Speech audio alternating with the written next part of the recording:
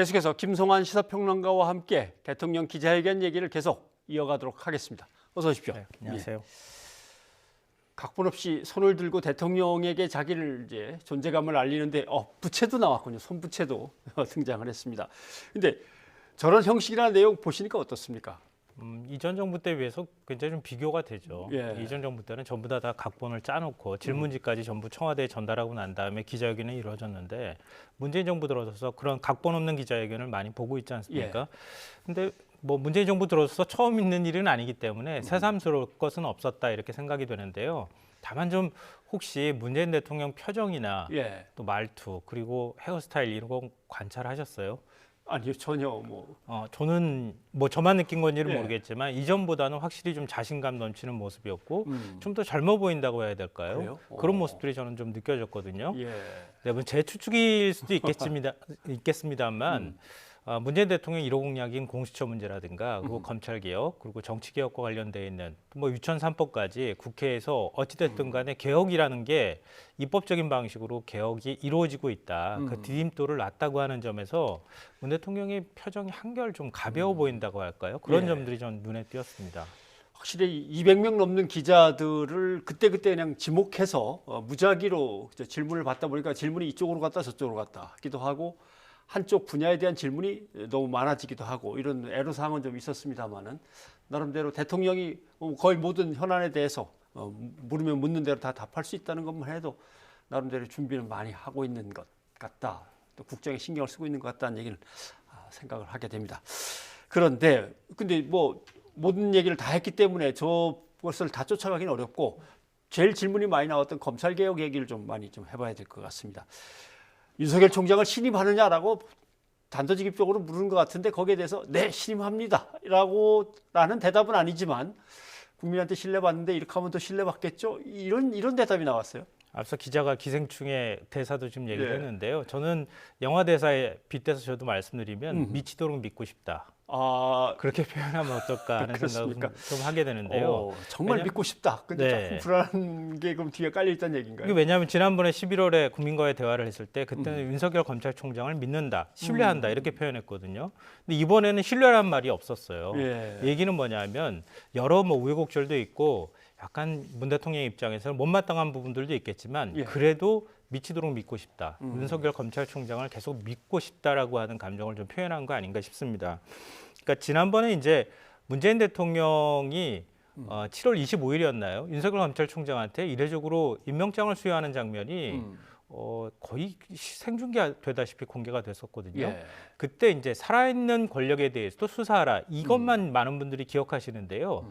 대부분 문 대통령이 윤석열 검찰총장한테 당부했던 내용은 검찰 개혁에 관한 부분이었습니다. 예. 그러니까 무소불위의 권력이 아니라 통제를 받는 민주적으로 통제를 받는 검찰이 되어야 한다. 셀프 개혁이 아니라 검찰 스스로 근본적인 개혁을 하길 바란다. 이렇게 얘기를 했거든요. 근데 문 대통령이 지금 보기에 검찰의 모습은 여전히 초법적 권한을 누리고 있는데 예. 그 개혁에 저항하고 있는 모습으로 비춰지고 있다. 근데 그렇게 하고 있으니 검찰 스스로 좀 잘 좀 기억했으면 좋겠다. 예. 윤석열 검찰총장 미치도록 믿고 싶으니라고 예. 하는 그런 말을 한 거 아닌가 싶습니다. 네. 신뢰하십니까라고 하는데 이미 국민으로부터 나름대로 소신 있는 수사를 통해서 신뢰를 받고 있는 분인데 이런 검찰 개혁을 잘 해주시면은 관행도 고치고 문화도 고치면 더 신뢰를 받으실 텐데 뭐 이런 정도의 표현인 듯한데 네. 사실은 고개를 말씀하신 대로 고개를 좀 갸우뚱하는 그런 의미도 담겨 있습니다. 그런데 검찰 인사 과정에서 결국 법무부 장관과 검찰총장의 어찌 보면 이제 충돌이 있었습니다. 대통령은 뭐 행정 전반을 관장해야 되니까 자기가 함께 일하는 사람들 사이에서 벌어진 일인데 대통령한테 인사권이 있는 겁니다. 법무부 장관한테도 있는 거고라고 하는 얘기는 장관의 손을 들어준 거라고 봐야 되나요? 일단은 그렇게 볼 수 있을 것 같아요. 근데 문 대통령의 발언을 크게 한 세 가지 맥락으로 구분할 수 있겠는데요. 예. 첫째로는 검찰이 여전히 과거 관행에 얽매여 있다. 과거 뭐 예를 들어서 민정수석 같은 경우에 주로 검찰 출신들이 임명이 됐잖아요. 예. 그러니까 민정수석실에서 검찰 인사안을 대부분 기초안을 만들게 되잖아요. 그리고 법무부를 통해서 이제 검찰과 최종적으로 협의한 다음에 그 다음에 이제 인사안을 발표하는데 그 관행에 관한 얘기를 자꾸 한단 말이에요. 예. 의견을 들어라고 하는 명문화된 법 조문 내용으로만 본다 그러면 검찰의 의견만 들으면 사실 되는 거죠. 근데 그걸 협의하라고 하는 의미다라고 자꾸 얘기하는데 그건 관행일 뿐이다. 이렇게 문 대통령은 분명하게 네. 구분 지어줬다. 이렇게 볼 수 있고요. 그리고 그 문 총장, 윤석열 검찰총장이 항명했다고 하는 인식에 대해서는 문 대통령이 선을 딱 그었습니다. 그러니까 항명이라고 하게 되면 그걸 대통령이 그대로 용인하면 안 되잖아요. 예. 그렇죠. 당연히 거기에 따르는 인사 조치가 뒤따를 텐데 앞서 제가 말씀드린 것처럼 미치도록 믿고 싶기에 그러니까 항명이라고 지금 볼 상황은 아니다. 그 이유도 설명을 했습니다. 그 이유가 뭐냐면 인사 프로세스가 제대로 정립이 안 됐다 예. 이겁니다. 그러니까 과거에 검찰에 잘못된 관행이 있었고 그게 투명한 인사를 하지 못하는 한 원인이 되었다 하더라도 지금 인사를 내는 과정에서 인사 프로세스가 정확하게 정립이 되어 있지 않기 때문에 이번에 어느 정도 불가피한 혼란은 있었다. 그렇지만 이번 기회에 인사 프로세스를 제대로 정립해서 검찰 인사가 투명하게 하도록 하겠다라고 하는 점까지 같이 강조를 했습니다. 제가 지켜본 걸로는 그 대목이 제일 강한 어조였던 것 같습니다. 말은 부드럽게 했다 하더라도 예를 들면 지금까지 관행이 그렇다고 만약에 검찰에서 얘기를 한다면 그 관행이 바로 초법적인 검찰 권력의 관행이었던 것이다. 앞으로는 안 된다. 이런 분명하게 못을 박는. 그렇죠. 예를 들어서 문 대통령도 얘기했지만 인사권은 대통령한테 있는 것이고 수사권은 검찰한테 있는 것이다. 이렇게 지금 얘기를 했거든요. 그러니까 수사권을 행사하는 검찰이 인사권까지 행사하려고 하는 것은 그건 지금 말씀하신 것처럼 초법적인 권한을 누리겠다고 하는 거나 다름이 없다 이렇게 얘기를 하고 있는 것이죠. 결국 이번 인사는 개혁에 좀 더 속도를 내거나 확실하게 하려는 거지 보복성 인사는 아니었다. 대통령은 이렇게 어떻게든 해명을 하는 걸까요? 네, 그렇게 대통령은 인식을 좀 갖고 있는 거 아닌가 싶습니다. 그러니까 검찰 개혁이라고 하는 화두가 인사 문제보다 먼저 나왔던 거잖아요. 예. 검찰 개혁을 계속 얘기해 왔으니까요. 이번 인사는 검찰 개혁 차원에서 이루어진 것이지, 뭐 예를 들면은 청와대를 향한 수사의 뭐 그 칼날을 피하기 위하거나 아니면 그걸 막기 위해서 수사팀에 해당되는 뭐 고검장급을 인사를 낸 것은 아니다. 이걸 대통령이 강조했다고 볼 수 있는데요. 근데 대통령의 말의 어떤 뉘앙스로는 볼 때 그동안의 검찰 수사에 대해서는 조금 좀 불만이 있는 것 같아요. 예. 근데 우리가 이제 흔히들 얘기하지만 정치권이 너무 모든 것들을 법적인 판단에 맡기려고 하는 걸 정치의 사법화라고 얘기하잖아요. 네.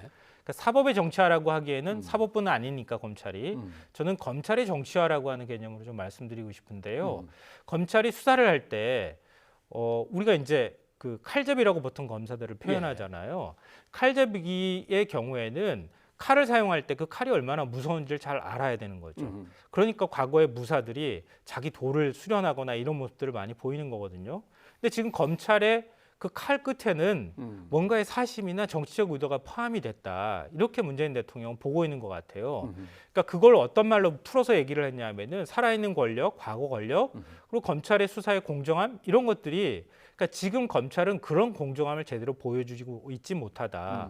어떤 특정한 수사에 대해서만 검찰이 지나치게 수사를 하는 듯한 모습을 보이고 있다고 하는 대통령의 인식이 드러났거든요. 예. 그러니까 그런 면에서 검찰 수사의 불공정한 문제라든가 과거 정부에서는 살아있는 권력에 대해서 수사할 때 우리 뭐 흔히들 이제 비유적으로 똑 떨어진다고 하는 표현이 있잖아요. 뇌물 사건이나 이런 것처럼 측근 비리 수사할 때 주로 돈과 관련돼 있는 문제에 대해서 많이 수사를 했단 말이에요. 아마 기억해 보시면 다 아실 테지만 근데 지금 청와대를 향한 수사의 내용을 보면 예를 들어서 감찰을 좀 더 강화하지 않았다라든가 아니면은 선거 과정에서 여당 후보를 정리하는 작업을 했다든가 이건 과거의 정치의 영역이었거든요.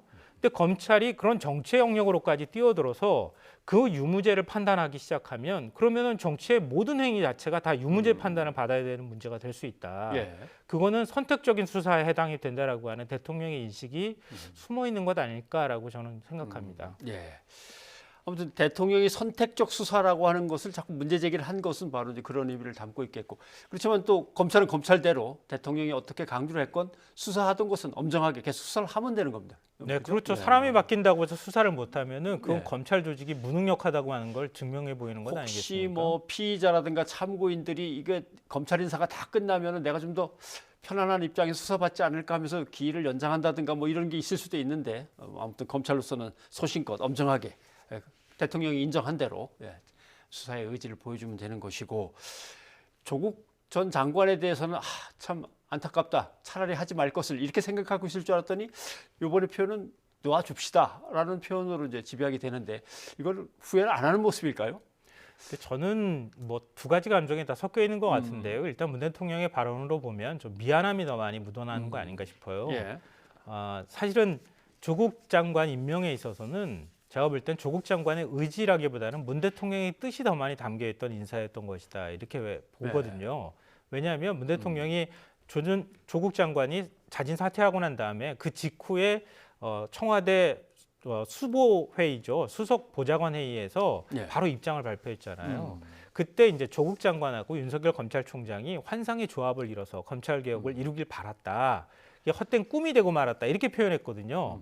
그 대통령이 윤석열 조국이 한 팀이 돼서 검찰 개혁을 좀 추진하길 원해서 인사를 냈던 것인데. 맨 처음 모습은 그거겠죠. 예. 네. 근데 결과적으로 조국 장관과 관련돼 있는 수사가 진행됐고 인사 검증 국면에서 진행이 됐고 그리고 조 전 장관은 지금 구속이 안 됐는데 부인부터 동생 뭐 관련자들이 전부 지금 구속돼 있는 상황이잖아요.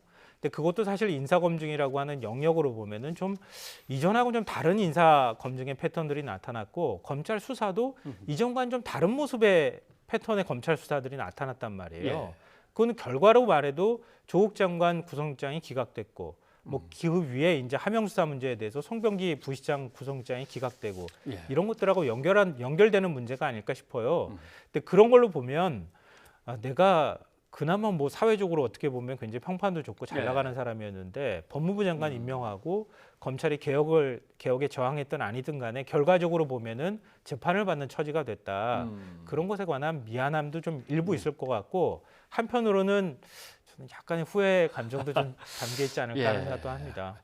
놓아줍시다라고 하는 것은 아마 그런 것들을 다 담고 있는 거겠죠. 그러니까 우리 사회적 갈등을 좀 촉발시켰다고 하는 점에서 대통령이 송구스럽다고 하는 표현을 이번에 세 번째 사용하고 있거든요. 예. 그런 면에서 저로 인해서 어떻게 제가 의도했던 간에 조국 장관이 임명됨으로 인해서 굉장히 사회 갈등이 심화됐다고 하는 부분에 대해서는 대통령으로서 책임져야 할 또 부분입니다. 책임도 있는 거죠. 예.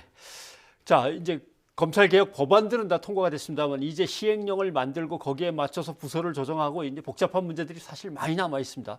법무부가 검경수사권 조정안 통과에 맞춰서 직제 개편안을 내놨습니다. 일단 직접 수사하는 부서를 좀 줄이고 형사와 공판 쪽을 이제 강화한 거죠. 이건 평가하시기에 어떻습니까? 이건 불가피한 조처죠. 왜냐하면은 지금 검경수사권 조정이라고 하는 게 예. 수사는 경찰이, 기소는 검찰이 이걸 분리하는 거거든요. 근데 분리하는데 엄격하게 분리하기가 어렵잖아요. 예. 과거에 검찰이 가지고 있는 기소권이나 이런 문제들은 헌법을 또 개정해야 되는 문제이기도 하니까요. 예.